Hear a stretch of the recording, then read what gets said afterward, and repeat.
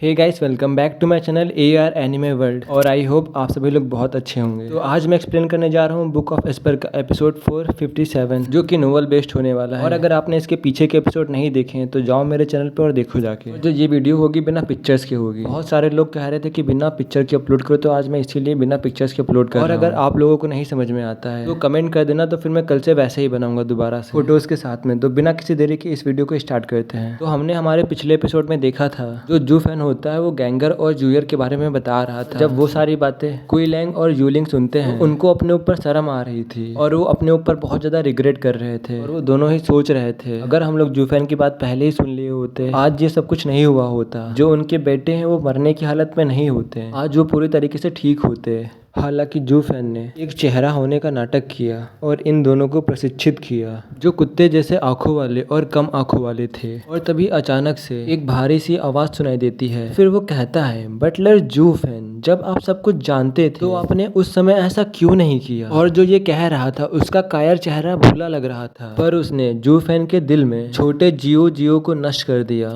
और फिर वो दोबारा से कहता है, तुम सब नॉनसेंस, क्या तुम इतना भी नहीं समझते? क्या बर्फ में लकड़ी का कोयला केक के ऊपर आइसिंग के समान हो सकता है? और अगर मैं सीधे तौर पे कहूँ तो आज आप कैसे बच के जाएंगे? फिर हमें जूफैन को दिखाया जाता, जो जूफैन था उसकी जो बहुएं थी वो ऊपर उठ गई और जूफैन कोल्डली स्माइल करता है और उस कायर की तरफ देखने लगता है। और फिर जूफैन चिल्लाते हुए कहता है, लाओ जी, तुम लंबे समय से जानते हो, बस ये मत कहो। और आखिरकार तुम कर क्या सकते हो? और यार एक मिनट, मुझे लाओजी के बारे में नहीं पता, तो थोड़ा सा कमेंट में बता देना, जिससे कि जो न्यू सब्सक्राइबर होंगे उनको भी मालूम चल जाएगा और मुझको भी मालूम चल जाएगा। तो अब कंटिन्यू करते हैं। और वहाँ पर जितने भी लोग थे सब स्पीचलेस हो गए, कोई भी कुछ भी नहीं बोल रहा था। और तभी एक ब्लैक लाइन साथ में गिरती है और तभी सब जूफैन की आंखों में हेल्पलेसली देख रहे होते हैं और सभी ने सहाय होकर अपना सर हिलाया। शायद जो लाउजी होता है, यहाँ नाम नहीं बताया गया है बट मुझे लग रहा है लाउजी।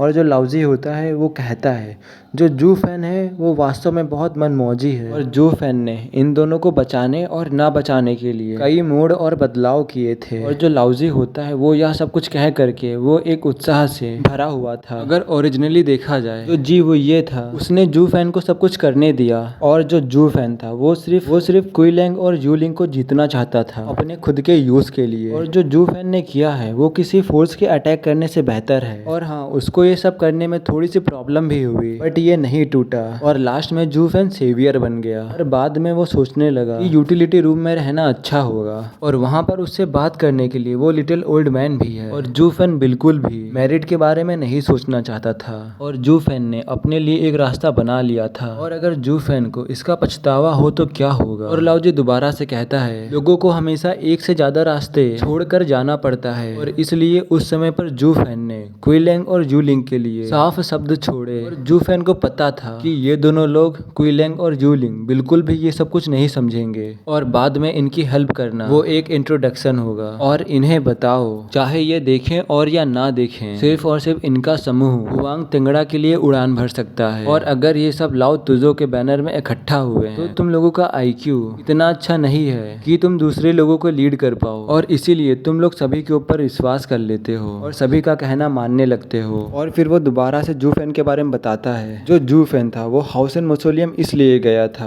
कि ये एक अच्छी सी जगह ढूंढ सके प्रैक्टिस करने के लिए। और फिर वो बिना किसी के बारे में सोचे हुए, बिना किसी के केयर करे हुए जूफैन वहीं पे रहना चाहता था। और अगर तुम लोगों को ऐसा लगता है कि वो यहाँ पर इन लोगों को बचाने के लिए आया है, तुम लोग गलत हो। जूफैन किसी की भी केयर नहीं करता। और तभी जो जुआन होते हैं वो आगे आते हैं और वो अभी भी कुछ रास्तों का यूज करना चाहते थे, एवेन्यूज का यूज करना चाहते थे। और वो फाइनली डिसाइड करते हैं कि वो दोबारा से बचाएंगे जूफैन को एक दोस्त के जैसे। और जुआन लाओ को ये करना ही होगा। और इसके अलावा जुआन लाओ ने डेविल्स के शब्द के अर्थ के बारे में जो कहा, और वो खुद भी उन्हें प्रैक्टिस करना चाहते थे अपने लिए। और वो डेविल डेविल डेविल के शब्दों को महसूस करना चाहते थे, फील करना चाहते थे। और तभी वो कहते हैं, तो वो यहाँ पर आया था ना सिर्फ छोटा सा खेल पूरा करने के लिए, पर वो यहाँ पर शैतान को समझने के लिए भी आया था प्रैक्टिस से।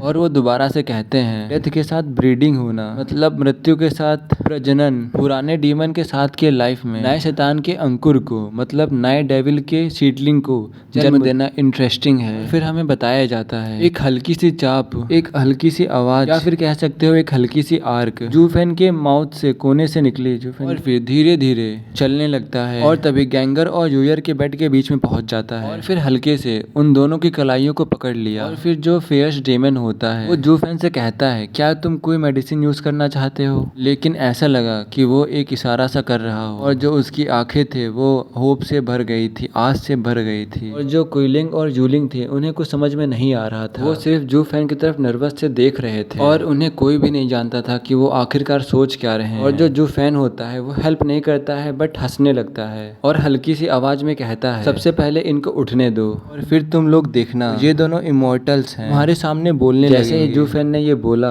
पर तभी लॉन्गिन के चिल्लाने रोर करने की आवाज आती है और तभी जूफेन की बॉडी से एक ब्लू कलर का ड्रैगन बाहर निकलता है और लगातार कॉन्टिन्यूअसली चिल्लाए जा रहा था, रोर किए जा रहा था और जो स्ट्रॉन्ग ब्रीथ थी लाइफ की।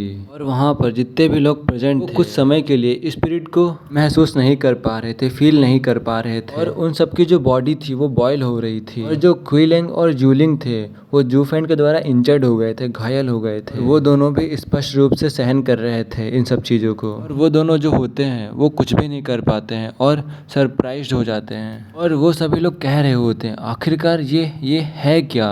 और उनमें से सिर्फ युआन लाओ ही ग्रीन ड्रैगन को देख पा रहा था और ऐसा लग रहा था जो युआन लाओ था उस ड्रैगन को देख के बहुत हैरान हो गया होता और उसे अपनी आंखों पे विश्वास नहीं हो रहा होता है। और युआन लाओ कहता है ये तो अर्थवेन की ड्रैगन सोल है। और फिर हमें हुई ट्यांगलिन यिन को दिखाया जाता है और वो उसी समय कहता है जो जूफेन की आई हैं वो फ्लैश हैं, जल रही हैं, चमक रही हैं। और जो जूफेन है वो एक वॉइस की तरह चिल्ला रहा है, मतलब एक नॉलेजेबल इंसान की तरह चिल्ला रहा है, साउट कर रहा है। और तभी जो जूफेन का ड्रैगन होता है वो बहुत तेज रोर कर रहा होता है, बहुत तेज चिल्ला रहा होता है। जो उस ड्रैगन की आवाज होती है वो उस रूम के बाहर जा रही होती है और फिर जो वो ड्रैगन होता है जूफेन के सर के चक्कर लगाने लगता है, मतलब सर्कल लगाने लगता है और फिर जूयर और एंगर की तरफ बढ़ने लगता है। और फिर जो वो ड्रैगन होता है वो जुओफेन के हाथों के तरफ से वो यूयर की बॉडी में जाने लगता है। और तभी जो यूयर की आंखें होती हैं वो खुल जाती हैं, उसकी आंखें हरी हरी रोशनी से मतलब ग्रीन रोशनी से भर जाती हैं। और फिर यूयर की जो पहले से टूटी हुई बॉडी होती है धीरे धीरे ठीक होने लगती है। और जो वहाँ पर दूसरे लोग इस चीज को देख रहे थे वो भी बहुत ज्यादा हैरानी से देख रहे होते हैं यूयर की इतनी फास्ट रिकवरी को। और हालांकि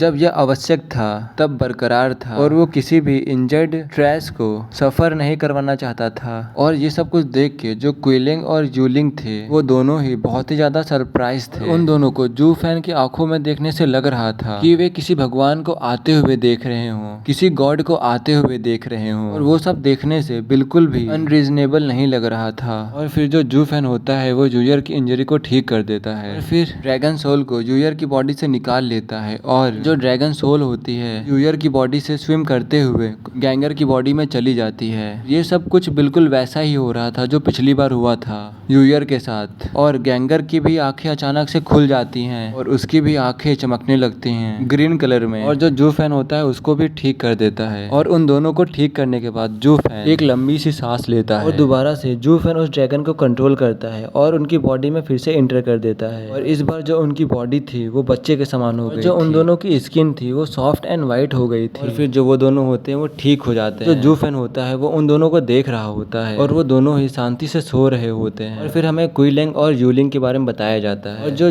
क्विलिंग और जूलिंग होते हैं अपनी आंखों से देख रहे होते हैं और उनकी आंखों में देखकर ऐसा लग रहा था कि उनकी आंखों में जूफेन के लिए प्रशंसा और दया दोनों ही थी। और वहाँ पर तभी एक सॉफ्ट आवाज सुनाई देती है और जो जूयर थी वो अपनी नींद से भरी आंखों को धीरे धीरे खोल रही होती है। और वो जैसे ही आंखें खोलती है तो वो अपने सामने यूलिंग को देखती है। और जब यूलिंग ये सब कुछ देखती है कि उसकी बहन ने आंखें खोली हैं तो वो बहुत ज्यादा खुश हो जाती है। और तभी यूलिंग यूयर से कहती है क्या तुम ठीक हो। इतना कहते ही हमारा ये वाला एपिसोड खत्म होता है। और हाँ, तुम लोगों से यार एक बहुत ही ज्यादा इंपॉर्टेंट बात करनी है। जो ये मेरा करेंटली चैनल है इस पे स्ट्राइक्स आ चुकी हैं, अभी एक नहीं दो कॉपीराइट स्ट्राइक। तो मैंने वोल्केनिक एज के 8 एपिसोड अपलोड किए थे उसकी वजह से। और अगर अब इसमें तीसरी स्ट्राइक आती है चैनल पे, शायद जो मेरा ये चैनल है वो कुछ दिनों के लिए या फिर पता नहीं कितने दिनों के लिए सस्पेंड हो सकता है। मैं सोच रहा था कि एक बैकअप चैनल को बना लूँ।